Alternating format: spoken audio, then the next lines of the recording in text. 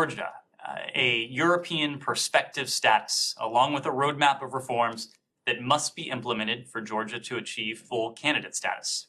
We know the people of Georgia are overwhelmingly in favor of joining the EU, and we, of course, support those aspirations. The rhetoric from some Georgian officials recently, however, seems intended to distract Georgia citizens from that goal. Ambassador Degnan and her team at our embassy in Tbilisi are committed to working with the people of Georgia in support of their Euro-Atlantic aspirations. Ambassador Degnan has our full support. Disinformation and personal attacks on Ambassador Degnan or her team are not consistent with how partners communicate with one another, and we will continue to focus on supporting our shared goals. We have worked shoulder to shoulder for 30 years on democratic reforms, economic development, and security cooperation. This remains unchanged. Today, the United States is working with our allies and partners to bring an end to President Putin's war in Ukraine as quickly as possible and to secure a peaceful future for the entire region. The United States supports Georgia's sovereignty and its territorial integrity within its internationally recognized borders, and we continue to support peaceful efforts to end Russia's occupation of 20% of Georgia's territory. With that, happy to take your questions. Sure. I was going to say this is another day when I don't have anything to start, but on Georgia, is there anything that you can do, that the United States can do, to assist Georgia in reaching its Euro-Atlantic, or at least its aspirations in terms of the EU? There wasn't a whole lot you could do for Turkey. Well, of course, we are not a party to the EU. There are some steps that Georgia itself needs to take. We thought that the European Council's unanimous decision to grant Georgia a so-called prospective status was an important step. It took the step of recognizing Georgia's Euro-Atlantic aspirations, and it keeps Georgia on the path to EU membership. We, in terms of what we are doing, we remain committed to working with our Georgian partners as they undertake the reforms that are necessary and the reforms that have been called for by the European Commission. We believe the road to EU candidate status is clear, it is real, it is achievable, and we strongly urge the government of Georgia to seize the opportunity that has been provided to it to continue down this path, to work with stakeholders, to work with all elements of Georgian society to implement the steps laid out by the European Commission. But there isn't anything specifically that the United States can do to push this along. We can, just as we have voiced our continued support for Georgia's Euro-Atlantic integration, we can continue to have discussions with our partners in the EU. And importantly, we can continue to provide Georgia with the support it needs in various forms to fulfill the reforms that have been called for by the European Commission.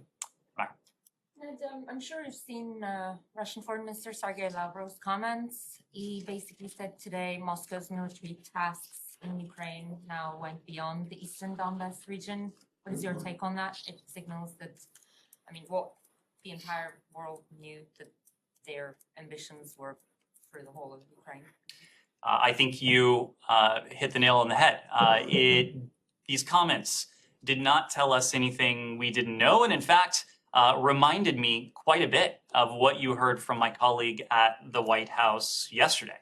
It was just yesterday that we warned in no uncertain terms of Russia's plans to annex additional Ukrainian territory, and that the Russian government is reviewing detailed plans to purportedly annex a number of regions inside Ukraine, including Kherson and Zaporizhia.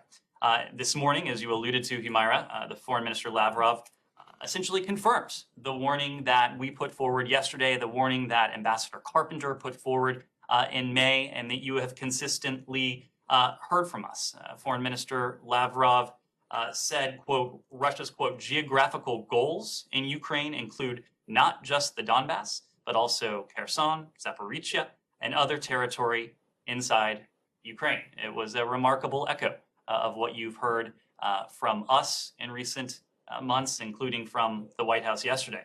These comments to us only further demonstrate that Russia is moving toward the annexation that we've warned about. And they serve as a reminder of the ultimate purpose and objective of Russia's illegal, unjustified war against Ukraine. Despite what we heard in the run-up to this war is nothing more than a war of territorial conquest. That's what we warned about before February 24th. That is what we have consistently said ever since. Whatever else we might have heard from Russia prior to that day in February and what we have heard since, this is not about European security. This is not about the other false pretexts that the Russians have put forward. Again, we've been clear that annexation by force would be a gross violation of the UN Charter, and we would not allow it to go unchallenged. We would not allow it to go unpunished. We'll continue to stand with Ukraine in support of its sovereignty and support of its independence, in support of its territorial integrity. In no state, however large, should be in a position to change international borders by force. One final point here, because I think these comments were also resonant with something we heard from President Putin.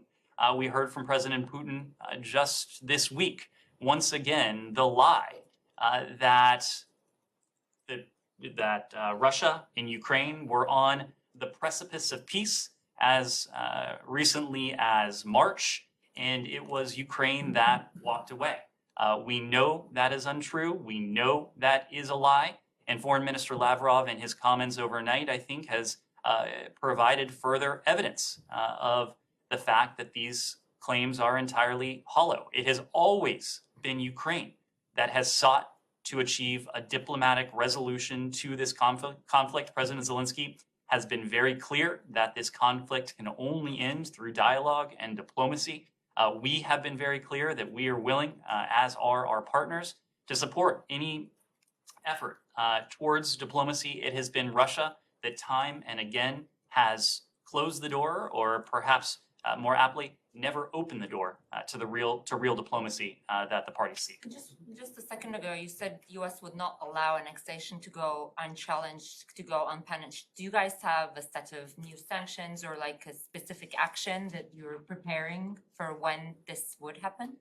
We are not, of course, going to forecast our specific punches, but I will reiterate that we will not let this go unchallenged. We will work with the international community to respond very clearly and decisively to any Russian effort to go ahead with this territorial annexation. It would be a gross affront to the UN Charter. It would be a gross affront to the international law. And the principle that has always been at play is that every time one of the key tenets of the rules-based international order is undermined anywhere, the rules-based international order is undermined everywhere. And so we will continue to do everything we can, including pulling on the authorities we have to respond to any such effort. The problem, though, Ned, is you were just talking about Georgia a second ago. You have Abkhazia and South Ossetia. You have Crimea, all of which were essentially either annexed or essentially annexed by the Russians, all of which you said would not go unchallenged. But your actions to challenge them have done nothing. And in fact, the Russians have invaded and are now threatening to take more. So why shouldn't the Russians or anyone else see these just as hollow threats? Obviously, Matt, these are unique circumstances in each case. But I would reject the premise that over the course of successive administrations in these cases, the United States has failed to respond. You should ask. No. I'm not saying that you failed to respond. I'm saying that your response hasn't done anything. It hasn't made any difference. Our response has exacted a price for Russia over time. You should ask Russia about its participation in the most recent G8 summit, for example. You should ask Russia about. Well, hold on a second. There is no G8. That was a bit of sarcasm. There is no G8 summit precisely because of. I get it. But yes. there was a G20. Keep up here, Matt. Come on. And Lavrov was at the G20. Whether or not he got a these are different collections. Reception. Well, yes, we can there. We can talk about the probably be at the ASEAN Regional Forum in Cambodia. We can talk about the reception that Foreign Minister Lavrov received from 19 other of his global counterparts. But the point is that over time, the United States and our partners have exacted a price for Russia's aggression against its neighbors, whether that's been in Crimea starting in 2014, whether that was in Georgia in 2008, whether that has been in Ukraine more recently. Of course, what Russia is doing in Ukraine is in some ways qualitatively different from what we've seen Russia do before, but the fact is that this administration has a commitment to strengthen, to ensure that the rules-based international order that has fueled decades, more than 7 decades of unprecedented levels of prosperity, stability, security around the world, to do what we can to strengthen that order, to challenge those who would challenge it. Okay, but do you have any indication that Russia cares that there is no longer a G8, that it got thrown out? We have every indication that Russia cares that its economy is slated to shrink by some 15% this year. We have every indication that Russia cares that 1,000 multinational companies have decided to leave the Russian marketplace. We have every indication that Russia cares that its stock market has lost tremendous value since February 24th, that it is forced to take extraordinary artificial measures to keep the price of the ruble artificially inflated. Russia cares about all of this. And in fact, the bad news for Russia is that the costs are steep now, but the costs are going to be compounded over time, not only from our financial sanctions and other economic measures, but from the export controls. Russia is being systematically starved of the raw imports, the raw ingredients it needs for its defense industrial base, for its technological base, for its energy production. So we have seen in recent days Russia have to resort to recourses that I think probably would have been largely unthinkable just a few months ago, seeking out UAV technology from Iran, essentially admitting the fact that Russia doesn't have the indigenous ability to produce it because, at least in part, of the export controls, of the other measures that we've imposed. These are going to have compounding effects over time. There's every indication Russia cares about that. Okay, well, then that also raises the question of how Iran, which is under a significant amount of sanctions, even more than Russia, how are they able to do this? How are they able to, excuse me? How are they able to build these drones? Well, Matt, we are... Iran is under more sanctions than Russia is now, right? They are certainly under heavy sanctions pressure, but I think one of the distinguishing features of our campaign against Russia, our effort to hold Russia to account, has been our unprecedented use of export controls. Our ability and the success we have had in limiting those raw inputs that can go into Russia's defense industrial base. I think export controls have proven themselves in this context to be one of the most effective tools that we have. And these are tools that, lucky for us, we can wield in other contexts as well as appropriate. Well, Yes, please. sure, a quick follow-up. Yeah, just quickly. He seemed to have been trying to put the blame on the West for the Kremlin's changing its own rhetoric. How do you read that portion of his statement? And also, what does that mean in terms of, boosting Ukraine's defense, given now that we know that they're expanding their rhetoric? We read that element of his rhetoric as entirely consistent, unfortunately, with what we've seen from the Russian Federation since well before February 24th. You'll recall, Alex, that as Russia's military forces built up along Ukraine's borders, as Russia's military forces amassed in what should have been sovereign Belarusian territory, we heard various explanations emanate from Moscow, some of which were lies about purported Ukrainian aggression, some of which were lies about the threat that NATO, which is of course a defensive alliance, would pose to Russia. We heard lies about U.S. activities in Ukraine, U.S. Activities and positions in the region, all of which were an attempt to put the blame, to put the onus at what the time was Russia's impending invasion on the West. And now that that invasion is well underway, now that that invasion has proven itself to the world to be nothing more than a war of territorial conquest, a war of territorial aggression, the likes of which we haven't seen since mid last century, it is no surprise that Foreign Minister Lavrov and others continue to try to put the blame on the West when the West and the international community knows full well that the blame rests squarely with the Kremlin and with President Putin. I just want to ask about natural gas.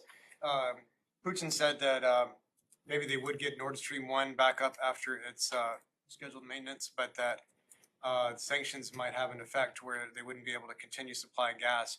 Meanwhile, the European Union warned today that they might have to ask countries to cut gas consumption by 15%, even reducing the heat and air conditioning in public buildings. So I'm wondering, is the U.S. doing anything to support Europe's energy needs? Does it have any advice for them? And what do you think, Putin will end up doing with the gas? I know Nord Stream 1 is in Nord Stream 2, so I'm not sure that the U.S. opposes that one. Well, unfortunately, President Putin has a track record when it comes to the supply of natural gas to Europe, and that track record gives us great concern. It's why we have consistently warned of Russia's ability, and in the past, its willingness to weaponize the export of energy. This is something that we started working on well before February 24th, precisely because we were cognizant of that track record, as were our partners and as are our partners in Europe. When it comes to our partners in Europe, we are united with them in our commitment to promoting European energy security, reducing our collective dependence on Russian energy, and maintaining pressure on the Kremlin. This is both a short-term challenge, but also a longer-term challenge as well. In the short term, resumed gas flows will help allow Germany and other European countries to replenish their gas reserves, increasing their energy security and resiliency. You probably saw just a few days ago now, we welcome the decision on the part of our Canadian ally to return a turbine to Germany as part of an effort to replenish those reserves in the short term. Also in the short term, we have worked over the course of months now with countries around the world, in some cases as far afield as the Indo-Pacific, where our Japanese allies have been in a position to surge LNG supplies from the Indo-Pacific to the European theater. We are continuing to work with our European allies for short-term options that will help them get through this near-term period. But we're also looking at this over the longer term, and that's precisely why when he met with President von der Leyen last year, President Biden, together with our European allies, we launched the US-EU Energy Task Force. They are looking at options in concrete ways that in the coming months, but really over the coming years, we can attack this structural challenge. And the structural challenge being that Europe for many years has had dependence on Russian energy supplies.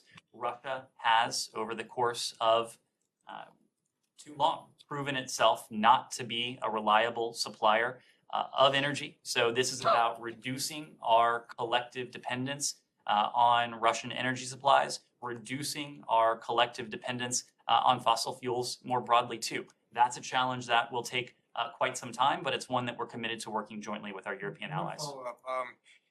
Are you concerned that this will affect the West's unity in confronting Russia? Today, I believe Mario Draghi is going to resign because some divisions in Italian politics. Italy is probably one of the most exposed economies to Russia gas problems after Hungary. Are you concerned that these same bits of leverage that the Kremlin has used will fracture that alliance once again? This alliance, this coalition of countries that defies any one geographic region has proven its resilience and it has proven its strength time and again. There have been many premature obituaries written for this incredible collection of countries in Europe and well beyond. Dozens of countries that have come together to hold Russia to account, to support our Ukrainian partners, and to redouble our efforts to reinforce the rules-based international order. It was before February 24th where there were doubts about the viability of the international community to stand up. Since then, we've heard the same, but consistently since then, at every opportunity, whether that's been at the NATO summit, whether that's been at the G7, whether that's been at the G20 and its various iterations in recent weeks, we have seen the international community remain strong, strong in support of Ukraine, strong in our efforts to hold President Putin to account. Jenny. Thank you, Ned. I have two questions, one Russia and Korea. Recently, Russia has announced that it will send North Korean workers to the reconstruction Donbass, Ukraine. Do you think Russia is use of North Korean workers violation of UN Security Council sanctions against North Korea? I couldn't speak to specific UN Security Council sanctions, but it certainly is an affront to the sovereignty of Ukraine. The Donbass, eastern Ukraine belongs to Ukraine and Ukraine alone. Decisions about who should be there, decisions about projects that should be ongoing there, those are decisions for the Ukrainian government, not for any other government. I see. Thank you. And I have another one for South Korea. Treasury Secretary Janet Yellen recently visited South Korea and met with South Korean President Yoon Suk-yeol. They discussed various issues such as economic security alliances. Also, Secretary Yellen said there were more sanctions to put pressure on North Korea. What are the specific sanctions? Does that include the secondary boycotts? So Secretary Yellen was recently, she did recently have a meeting with Deputy Prime Minister and Minister of the Economy and Finance, Chu Kyung-ho. She did speak extensively to our efforts. Well, first, she of course spoke about the close alliance between the United States and our ROK allies. She at some length discussed the friendship and the alliance and the partnership between the American people and the Korean people that has been guided by shared values and shared interests over the course of decades now. She talked about the pivotal role that the ROK economy plays in the world. I believe she made the point that the ROK economy is the world's 10th largest economy, a producer of high-tech goods that are subject to import not only by the United States, but by countries around the world. She did also talk about our joint efforts to hold Russia to account.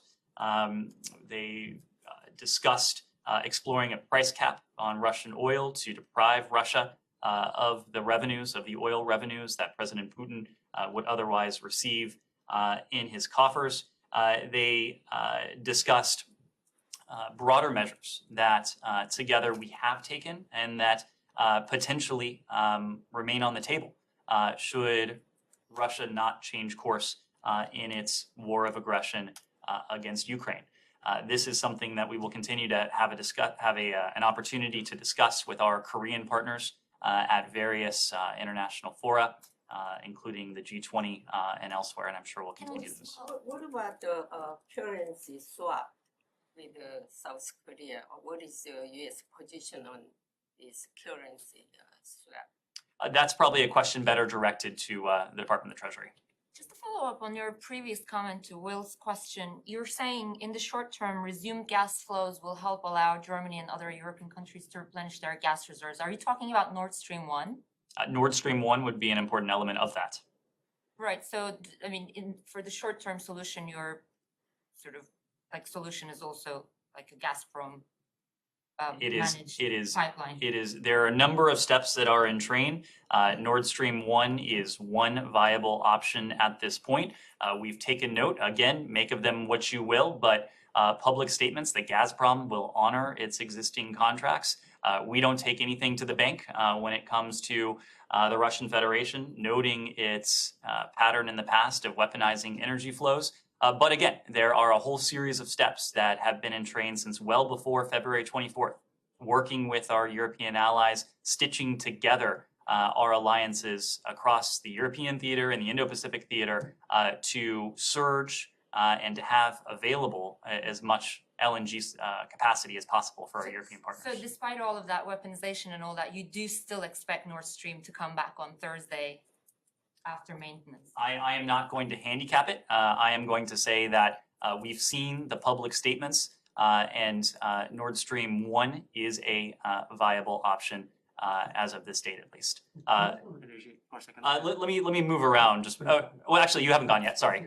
Sorry. Yeah. Wall Street Journal yesterday reported that, well, they were citing State Department officials, reported that the secretary was expected to talk about energy, reducing energy dependence from unreliable countries due to this ministerial. I have seen the opening statement, but can you confirm that that's in fact the secretary's position, that we should not rely on unreliable countries? It is absolutely the position of the secretary and of this administration that we need to lessen our dependence on energy supplies from countries like Russia that have proven themselves unreliable, and then in the case of Russia, has weaponized energy over the course of years now.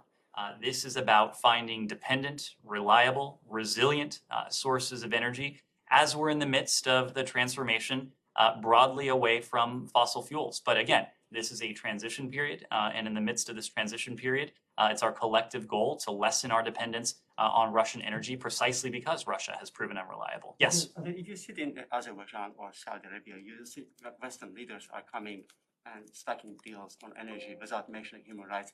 Oh, this doesn't sound like ingredients for long-term energy independence. Sorry, repeat the last part of your question. We cooperate with countries like Putin's partner Aliyev is striking a deal with the European Union without mentioning human rights. That doesn't sound like ingredients for long-term energy independence strategy. Well, I can speak to the United States. In every one of our interactions with world leaders around the world, we put human rights at the center of our agenda. That's the case. That was the case when the president traveled to the Middle East. It's the case more broadly when the president travels around the world, when the secretary travels around the world and has those discussions. Yes. I got a question about Syria. So today, this morning, the Turkish president said that American forces on the east of the Euphrates River should immediately withdraw from the area, and that a cross-border military operation is imminent and always on the agenda. Now, back in 2019, Americans and Turks kind of reached an agreement that the YPG forces in northern Syria would move 30 kilometers south of the border. And obviously, that hasn't happened in the past 3 years. So if the Turkish military was to launch another offensive, would you be supporting your NATO ally, or what's your position going to be on that? We've made our position on this clear for some time, ever since talk of this first began. We remain deeply concerned about discussions of potential increased military activity in northern Syria, and in particular, the implications it would have for the civilian population there. We continue to support the maintenance of existing ceasefire lines. We condemn any escalation that would change that. It is crucial, we believe, for all sides to maintain and respect ceasefire zones to enhance stability in Syria towards a political solution to this conflict. You raised the 2019 agreement. It is our expectation that Turkey live up to that joint statement, including the commitment it made to halt offensive operations in northeast Syria. Any new offensive would further undermine regional stability and put at risk U.S. forces and the coalition's campaign against ISIS. We have achieved tremendous progress taking on the so-called caliphate that ISIS or Daesh has had expanded in previous years. That would stand to be at risk. It would also stand to put at risk the broader political process that the United States, of which the United States is supportive, consistent with UN Security Council Resolution 2254. If I could follow up on that. So you said that you're expecting the Turks to live up to that agreement, but the Turks are feeling a little bit let down by the Americans because obviously some of the conditions in that agreement did not come to fruition. So do you have any plans, if at all, to remove those Turkish concerns about how those YPG elements are still in that 30-kilometer zone in northern Syria? We understand Turkey's security concerns. We know that Turkey, more so than any other NATO ally, has been subjected to terrorist attacks. Turkey is a close security and defense partner of the United States. That is why we want to continue to work closely with the Turks to see to it that we don't jeopardize the progress that has been made in Syria by the coalition. We want to see to it that ISIS isn't given a reprieve. We want to see to it that the progress that has been achieved isn't put at risk. No credible plan on the American side regarding the YPG elements there. What I'm trying to. Again, we have shared objectives in Syria, shared with our Turkish partners. One of those key objectives, shared objectives, is the elimination, is the neutralization of ISIS, of radical elements that have established themselves inside Syria. We don't want to see that put at risk. Of course, it's no secret that our coalition is broad and diverse. Our Kurdish partners are an important part of that coalition. They have led to effective gains on the ground against ISIS. We want to continue, and we do expect to continue to work closely with Turkey as a valued NATO ally, as a close security partner, someone with whom we share goals when it comes to the region, including inside Syria. Yes? Do you have any comment on the Iran summit that included Russia, Turkey, and Iran on Syria? Well, we'll let these countries speak for themselves. A couple broader points, though. The fact that President Putin has had to travel to Iran, I think, speaks to the isolation that Russia, in which Russia finds itself as a result of its illegal, unjustified, unprovoked war against Ukraine. The fact that President Putin would need to run into the arms of one of the most heavily sanctioned, one of the most isolated countries in the world, I think speaks to the dire straits Moscow currently finds itself in. You heard from my White House colleague yesterday that President Putin's interests in purchasing these UAVs from Iran, again, as I alluded to earlier, that to us is a clear sign that the measures we have undertaken against Russia are working. In this case, the export controls that are depriving Russia of the raw materials it would need for its defense industrial base, for its technological base, are working. It's a sign that Moscow cannot indigenously produce the types of equipment that it feels it needs in Ukraine, because we are systematically starving them of the input it would otherwise need. When it comes to what we heard between President Putin and the Supreme Leader, President Raisi, it was in many ways, I think, striking to hear the Supreme Leader, in really no uncertain terms, essentially endorsing President Putin's brutal invasion of Ukraine.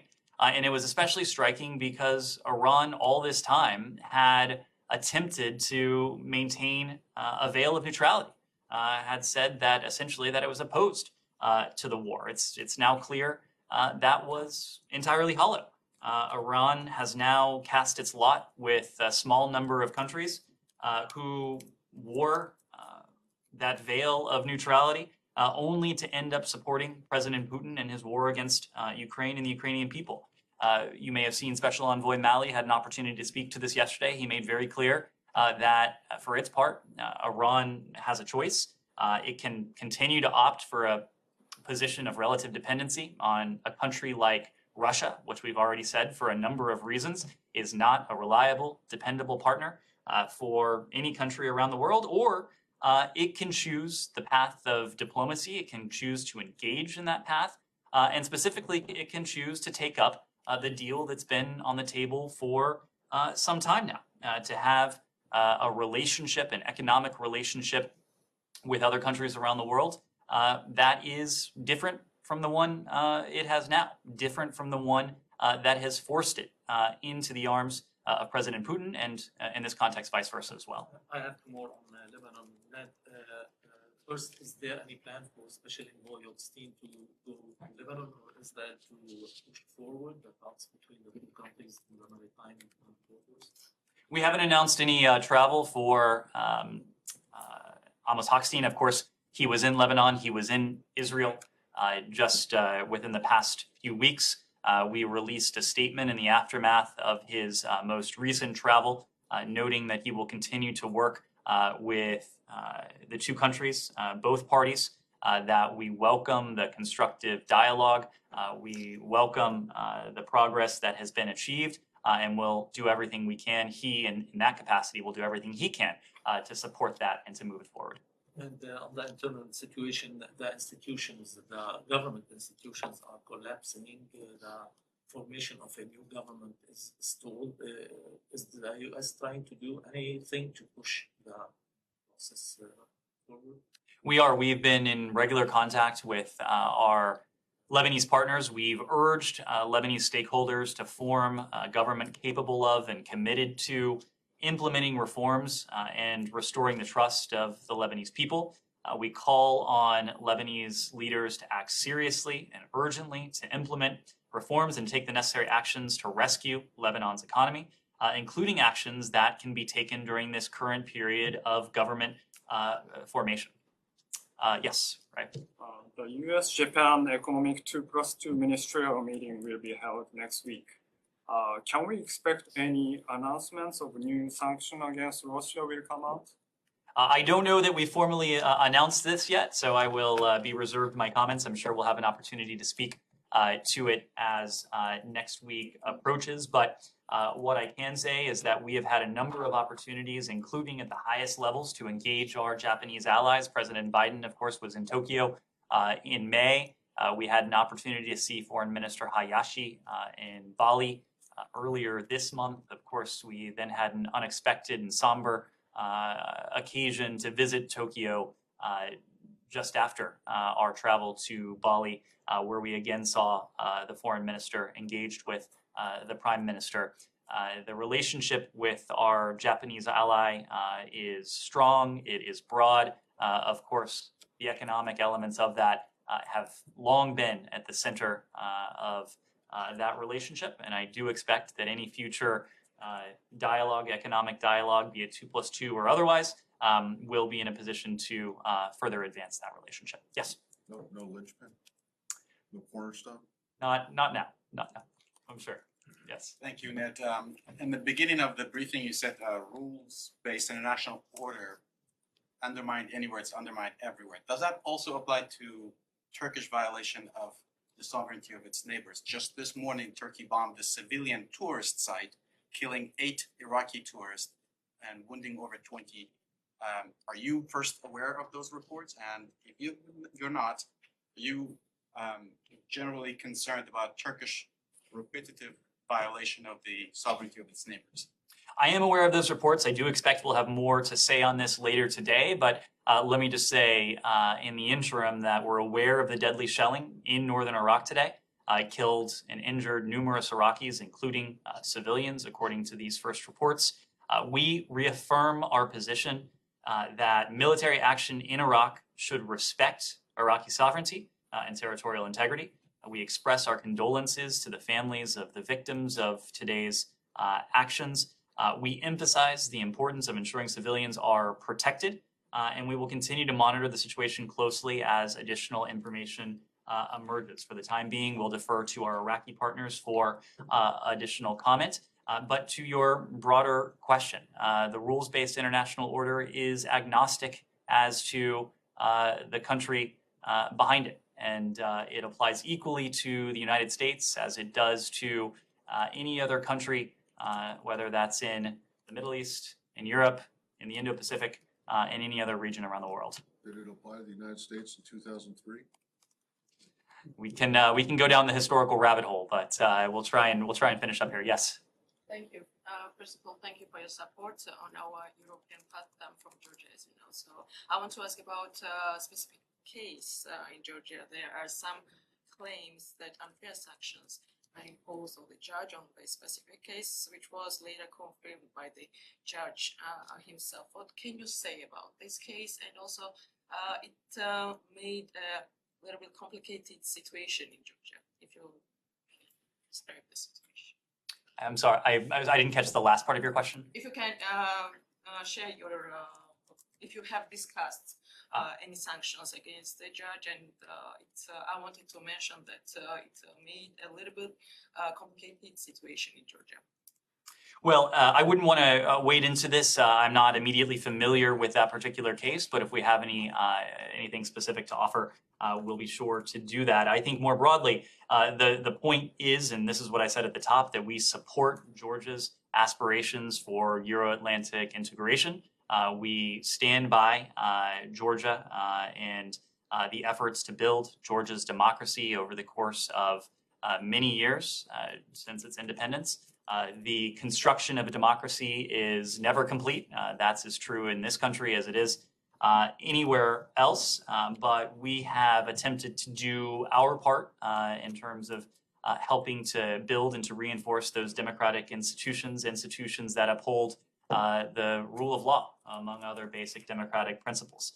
Over the course of years, we've allocated almost $6 billion in assistance funds to Georgia, including for those very purposes. We have worked closely in the security sector.